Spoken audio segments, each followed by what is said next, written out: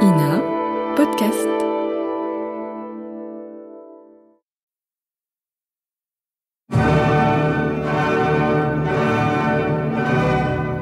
Trois 1416. Une émission de Pierre Dac.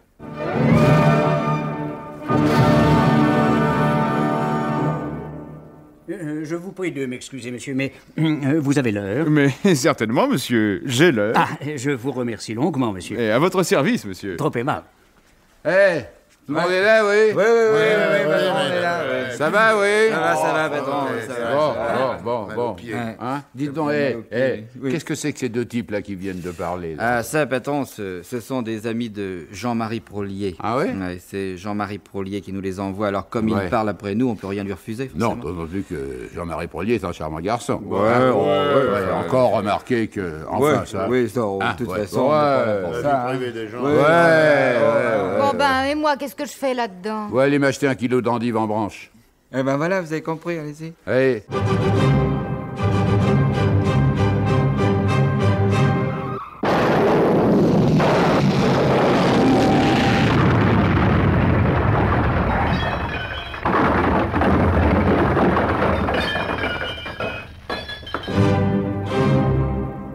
Imposé par les circonstances et à la demande de son papa, voici Pierre Doris qui vous présente sa chronique en différé avec vous. Eh ben, je passerai quand même si ça vous plaît pas. Alors, Allez, couchez. Toujours le favoritisme. On est libre ou non? Non. Comment j'ai abandonné mes études à l'assistance publique? Jeunes gens qui m'écoutez, ne suivez pas mon exemple. Encore aujourd'hui, une image hante douloureusement mon cœur. Et je ne peux retrouver la joie et la paix. Pardonnez-moi d'imposer ma tristesse à votre fraîcheur, de ternir un instant vos sourires sur vos visages d'adolescents, mais je veux éviter qu'un acte incontrôlé vous brise un jour contre les barrières de la société. Ne vous laissez pas errer malheureux dans le tumulte des études. Ne vous instruisez pas avec passion. Écoutez-moi. Écoutez l'histoire du pêcheur. L'instruction a toujours représenté pour moi un abîme. Les professeurs d'horribles monstres. Les mathématiques, des tourbillons mystérieux. La chimie, le désert. Les cours de français, des forêts impénétrables. Les cours d'histoire, des montagnes sauvages. J'étais le demeuré parfait. Tous les cours me rebutaient, sauf un. Et c'est là le départ de mon drame. Oh, que mon âme se serre de tristesse à l'idée que votre destin pourrait renouveler ma tragique aventure. C'est pourquoi je vous crie, révoltez-vous, n'y allez pas, même si c'est votre programme, ne suivez pas les cours d'éducation sexuelle. C'est un homme qui était doué pour cette matière qui vous parle. Là, mes études furent brillantes. Je ne rechignais pas pour repasser mes leçons. J'étais assidu, même au cours du soir. Dans ce domaine, aucun problème que je n'eus solutionné. Et mes professeurs étaient tous très satisfaits de moi. Malheureusement, ils ne pouvaient pas le dire à mes parents. On ne fait pas des études sans qu'un jour, elles portent leurs fruits, surtout dans ce domaine.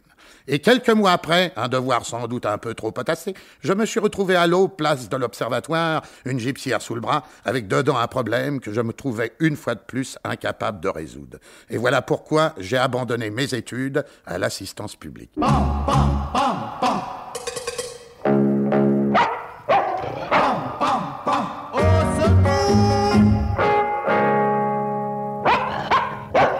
Je vous prie à nouveau de bien vouloir m'excuser, monsieur, mais puisque vous m'avez dit avoir l'heure, seriez-vous éventuellement susceptible de me la donner? Avec plaisir, monsieur. Ah, il vaudrait peut-être mieux que ce soit avec votre montre. Mais l'un n'empêche Melba. Pardon? Non, je veux dire, l'un n'empêche pas l'autre, je voulais dire. Eh bien, monsieur, permettez-moi une fois de plus de vous remercier. Mais toujours à votre service, monsieur.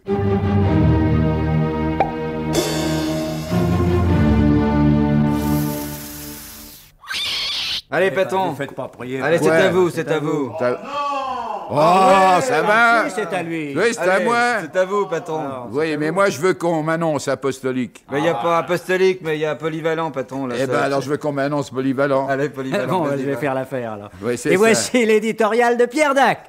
Ouais.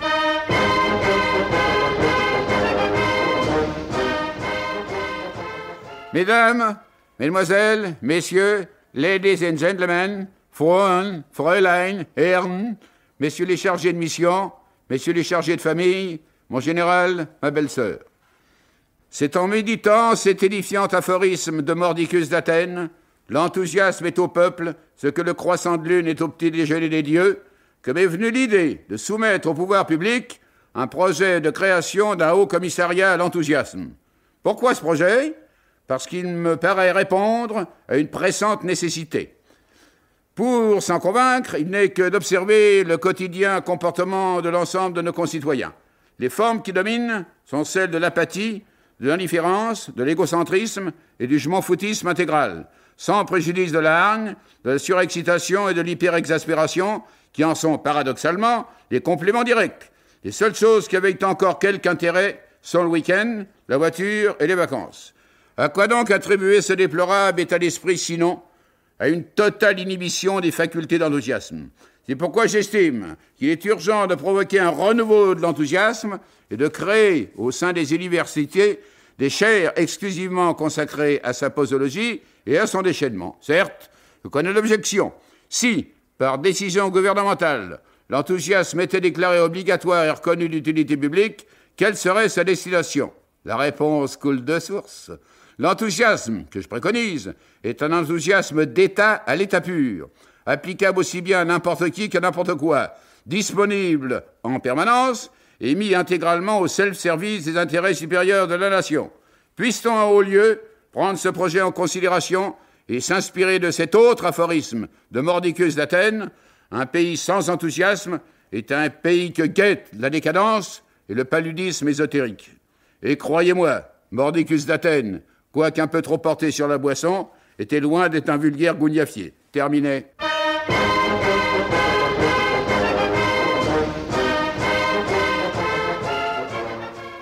Et voici notre grand jeu des erreurs. Nous allons vous dire une phrase qui contient 124 372 erreurs. Le premier d'entre vous qui les aura trouvées gagnera 1 million de francs. Nouveau ? Oui, nouveau. Bah, dites donc, c'est beaucoup, ça, si on donnait seulement 100 000 francs. Vous remarquez, de toute manière, personne ne gagnera. Alors D'accord, bon, c'est pour le principe. Bon, alors quoi. si c'est pour le principe, 100 000 francs, c'est encore trop. On n'a qu'à faire gagner 1000 francs, puis... Oui, ou 100 francs. Oui, ou un timbre. C'est utile, un timbre poste. Excellente idée.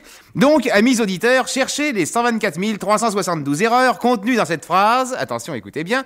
Souviens-toi, Barbara, il pleuvait sur Brest ce jour-là. Ouais, il y a 124 372 erreurs là-dedans. Mais il paraît, oui. Ah bah dites donc, c'est pas commode. Ah bah si c'était commode, ce serait trop facile. Ah, attention, vous avez 8 jours pour nous répondre, mais si vous répondez demain, ce sera déjà trop tard. Je vous rappelle qu'à votre réponse, vous devez joindre un mandat de 25 francs pour frais d'inscription. Vite au travail et bonne chance à tous. À tous. Oh là. À tous, oui, à tous.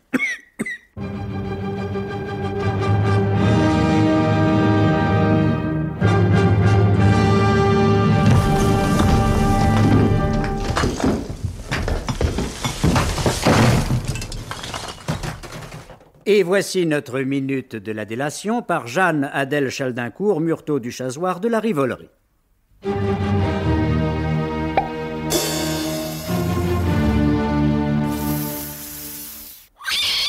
Aujourd'hui, mes amis, c'est d'un drôle de personnage que je vais vous parler. Il s'agit d'un homme qui emprunte tour à tour plusieurs identités, qui se fait passer tantôt pour allemand, tantôt pour auvergnat, tantôt pour bulgare, suivant que ça l'arrange. Il porte même souvent des postiches. Bref, il a un comportement pour le moins bizarre. Cet homme, c'est Francis Blanche. Bien souvent, vous l'avez vu à l'écran, mais à chaque fois, il a une tête différente, un nom différent. Pourquoi? Quel secret honteux lui interdit de se montrer à visage découvert? On ne se cache pas derrière une fausse barbe quand on n'a rien à cacher, mais il y a pire. Je l'ai vu comme je vous vois, c'est une façon de parler évidemment, je l'ai vu se faire abattre par un justicier dans un lieu d'espionnage, et le soir même je l'ai rencontré bien vivant, mangeant un steak au poivre avenue Matignon. Alors de qui se moque-t-on? Y a-t-il plusieurs Francis Blanche? Et dans ce cas, qui se cache derrière ce nom? Eh bien, dimanche prochain, je vous le révélerai. Oui, je vous donnerai des noms, et vous serez bien surpris. Vous qui m'écoutez, vous avez 8 jours pour réfléchir. Je vous rappelle notre compte chèque postal 3 1416 Paris.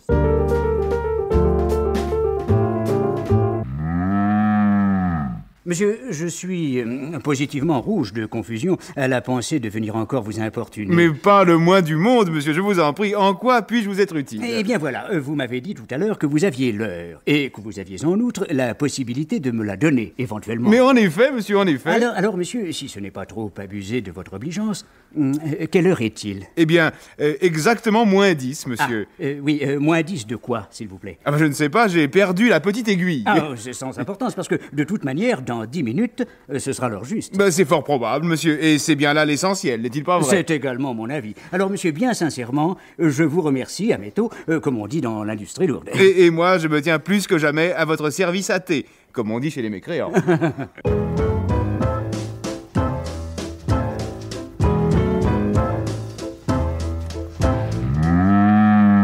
Eh bien, chers amis, maintenant, réjouissez-vous. Voici la chronique tant attendue de Frédéric Ringard. Attends, pourquoi vous acceptez ça? J'y peux rien, moi. Ah, moi, j'aime bien, moi. J'ai honte. Mais non, mais non, pas tant que nous. J'ai honte. Qu'est-ce qu'il y a, Je voudrais pas qu'on m'accuse de quoi? de traiter un sujet scabreux. non, allez. Sûrement pas. Allez-y. Oh là, le mauvais goût. Allez, non. avec vous, ça nous étonnerait. Eh bien, une nouvelle inadmissible vient d'être annoncée. Le gouvernement veut standardiser les suppositoires. C'est pas possible. Oui. Oui. Ouais? Oui. Le gouvernement trouve que les pharmaciens exagèrent. En effet, je peux pas dire ça. Allez, un peu de courage. Eh bien, un suppositoire Oui, supposons, oui. normal est composé d'un petit peu de remède et de beaucoup de beurre de cacao. Or, les pharmaciens vendent plus cher les gros suppositoires que les petits. Et les pharmaciens ont tendance à grossir le suppositoire, n'est-ce pas? Pour que ça leur rapporte plus. Bien sûr. Alors, si l'on y prend garde, le suppositoire deviendra énorme, puis colossal, puis gigantesque, puis les pharmacies se transformeront en Cap Canaveral. Comprenez-moi bien.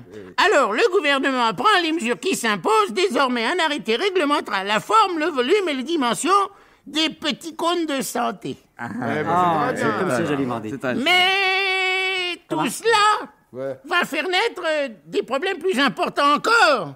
N'est-ce pas, le français a toujours été ennemi de la normalisation. Il en est des suppositoires comme des huîtres. Les uns les préfèrent longs et minces, les autres les souhaitent larges et ventrus. Comment l'homme de la rue réagira-t-il au suppositoire? Oui. C'est un problème, ça. D'autre part, standardiser le suppositoire, c'est également standardiser l'endroit. Qu'est-ce que... Attention. Alors, si on peut diriger politiquement un pays, on ne peut en rien modifier la nature humaine. C'est sûr. Et on ne peut pas imposer que tout le monde... Et puis, ce n'est pas tout, la France fait partie du marché commun, les suppositoires vont entrer dans les produits qu'elle exporte. Comment imposer le suppositoire standard à des peuples ethniquement différents? Les Belges, les Italiens, les Luxembourgeois ont des goûts différents. Les grands de l'Europe des Six ne nous suivront jamais sur le chemin du suppositoire. Mais il y a pire. Les Anglais n'accepteront jamais d'entrer dans la combinaison européenne car ils ignorent le système décimal. Et pour les Anglais, il faudra transformer le suppositoire en pouces. En pouces. Et en pouces. Alors, même en pied. oui. Quant aux Grecs, n'en parlons pas. Alors, je dirais en matière de conclusion que le suppositoire français me paraît très mal engagé. Bon, allez, c'est ça. Merci. Je vais faire une piqûre d'huile camphrée parce que ça n'a pas le On va lire ces textes un peu avant quand même. C'était 3-14-116. Une émission de Pierre Dac. Avec son équipe de demeurés, Jean-Yann, Jean Bardin, Robert Namias, René Goscinny, Roger Carrel, Claude Dasset, Pierre Doris, Laurence Riesner. Avec Elena Bossis.